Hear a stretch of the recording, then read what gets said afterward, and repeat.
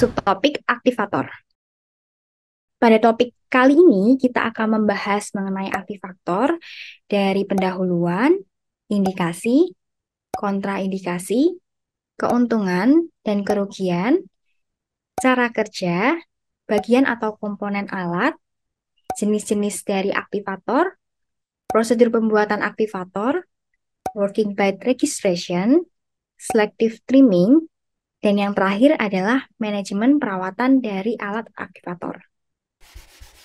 Aktivator merupakan perangkat ortodonti lepasan yang digunakan untuk mempengaruhi pertumbuhan dan perkembangan rahang serta gigi pada pasien yang masih dalam fase pertumbuhan. Aktivator membantu mengatur posisi rahang dan gigi untuk memperbaiki malokusi, mengkoreksi masalah perkembangan, dan memperbaiki fungsi bicara dan mengunyah. Aktivator, alat fungsional yang sangat membantu pada fase anak-anak.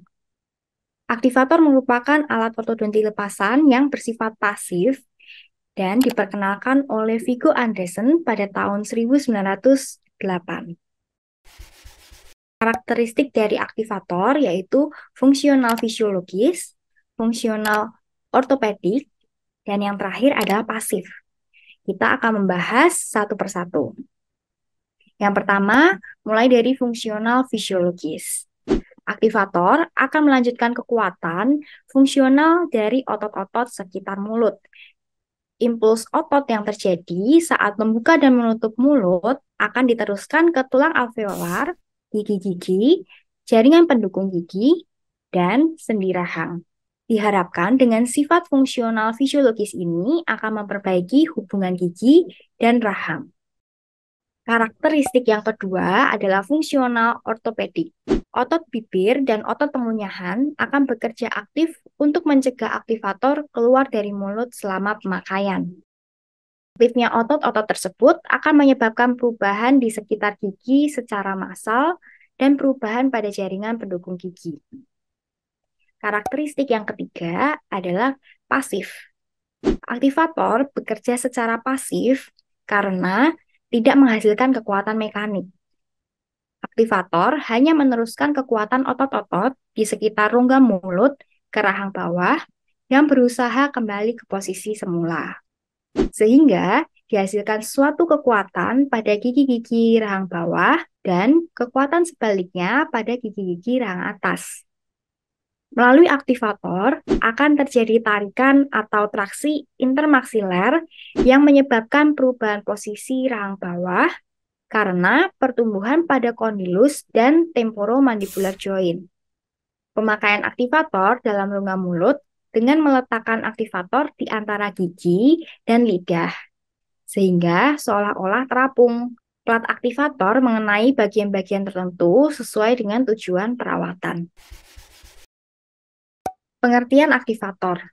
Aktivator merupakan blok akrilik yang menutupi lengkung gigi atas dan bawah serta palatal dan merupakan sebuah blok yang longgar karena tidak mempunyai cengkram.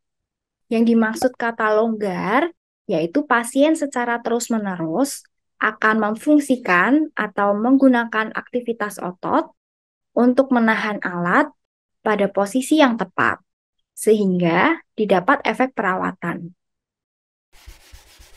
Untuk indikasi pemakaian dari aktivator, yaitu pertama, kelas 2 angle divisi 1, 2, kelas 2 angle divisi 2, 3, kelas 3 angle, 4, kelas 1 angle dengan open bite, 5, kelas 1 angle dengan deep bite, 6, perawatan preliminary sebelum perawatan alat fix ortodonti, 7, retensi pasca perawatan, 8, anak yang kekurangan pertumbuhan vertikal pada wajah bagian bawah, dan yang terakhir, 9, pergeseran midline secara skeletal.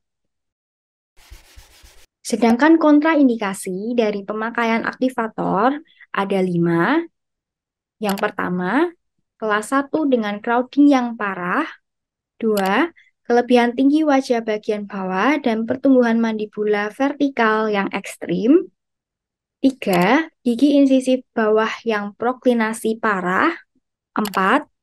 Pasien yang memiliki nasal stenosis. Dan yang terakhir, 5. Pasien yang tidak kooperatif. Pemakaian aktivator memiliki keuntungan dan kerugian. Keuntungan dari perawatan aktivator, yang pertama, menggunakan pertumbuhan yang telah ada pada rahang. 2. Masalah kebersihan mulutnya lebih sedikit. 3. Jadwal kontrol pendek dengan interval yang panjang. Dan yang terakhir, 4.